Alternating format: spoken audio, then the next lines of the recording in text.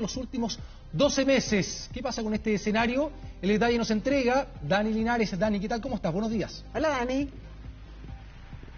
¿Qué tal? ¿Cómo están? Muy buenos días. Y en rigor y en sencillo, ayer veíamos un ejemplo en 24 Horas Central que es muy gráfico. Quienes gana 500.000 pesos en rigor está ganando 482.000. Es finalmente la reducción que se ve en el poder adquisitivo, lo que tenemos para el consumo. En los salarios, esto en el contexto económico que estamos viviendo con una inflación muy fuerte. Vamos a conversar de aquello junto a Esteban Viani, académico de la Universidad Autónoma, en un escenario que hoy día además tenemos el dato del IPC, ¿no? En un ratito más va a estar, pero que nos va a ir acompañando de aquí hasta fin de año. Claro, sí, como bien decías, el índice de salario real es lo que hace representar los salarios, los sueldos de los trabajadores descontados por inflación.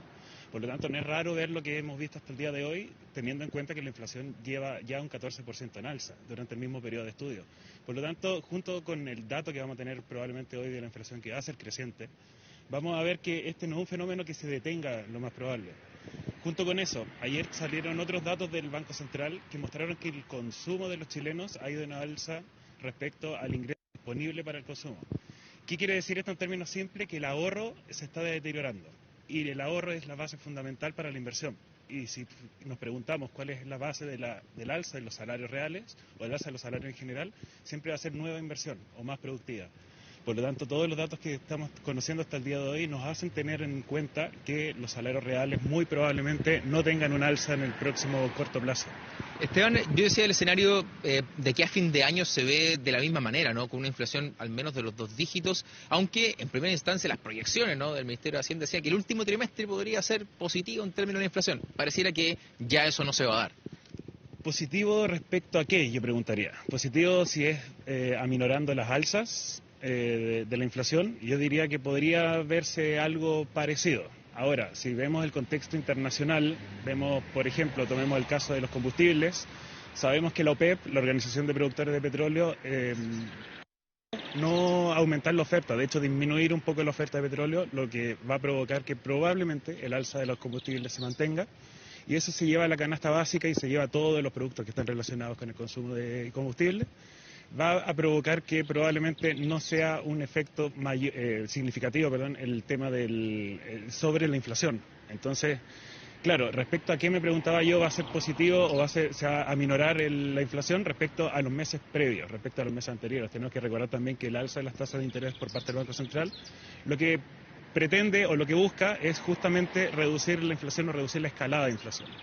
Pero bueno, todo depende también de los datos que sepamos al día de hoy y todo depende también de las condiciones que nosotros como país estemos dispuestos a entregarle a los nuevos inversionistas para que finalmente vengan acá a demandar pesos chilenos, porque al final, si nadie demanda pesos chilenos, sobre todo desde el extranjero, la inflación no va a tener cómo parar. Esteban, y en este escenario, ¿qué hacemos con la deuda, con el gasto, ¿no? Las familias no dejan de consumir, no dejan de gastar por diversas determinaciones, ¿no?, necesidades que ocurren, donde hay que organizar de mejor manera, incluso mucho más acuciosa hoy, la deuda. Claro, la deuda es un problema porque hoy en día todos podemos ver que las tasas de interés de los créditos a corto plazo, sobre todo que son los que se manejan a través de la TPM, de la tasa política monetaria, están al alza.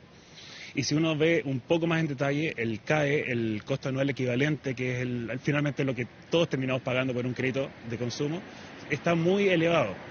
Por lo tanto, yo lo que diría es, vámonos paso a paso, sacrifiquemos a lo mejor un par de bienes o el consumo de ciertos bienes, pero como bien mencionabas tú, la gente necesita seguir consumiendo, necesita seguir viviendo.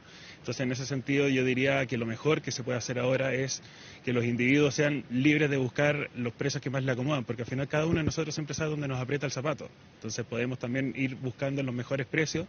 Lamentablemente, en estos tipos de escenarios inflacionarios, nunca hay una bala de plata, nunca hay una solución que nos puede decir, ok, esto es lo que hay que hacer, sin previo sacrificio o sin pasarlo mal un rato, que es lo que también está tratando de hacer el Banco Central al subir las tasas de interés. Pasar mal un rato, pasar un momento más o menos apretado, para luego, ojalá, durante el próximo año, poder tener ya un leve relajo y empezar a ver, ojalá, números un poco más positivos. Perfecto, Esteban, muchas gracias por acompañarnos esta mañana. Pendientes a la entrega del dato del IPC, a eso de las 9 de la mañana, estará disponible para ver cómo continúa esta proyección económica de cara al último trimestre de este año, también con noticias desde la FED de Estados Unidos, que también podría cambiar el tipo de cambio en nuestro país, que también ha estado bien complicado al alza, que genera también una serie de factores que inciden incide en el consumo también de los chilenos. Sí, pues, y que ha puesto bien cuesta arriba el poder financiar todo lo que hay que financiar con esta pérdida del nivel adquisitivo de las familias. Muchísimas gracias, Dani, a ti y a la entrevistada. Un buen día. Abrazo, Dani, que esté muy bien. Vamos ahora, noticias del Nos vemos, mundo. muy buen día. De la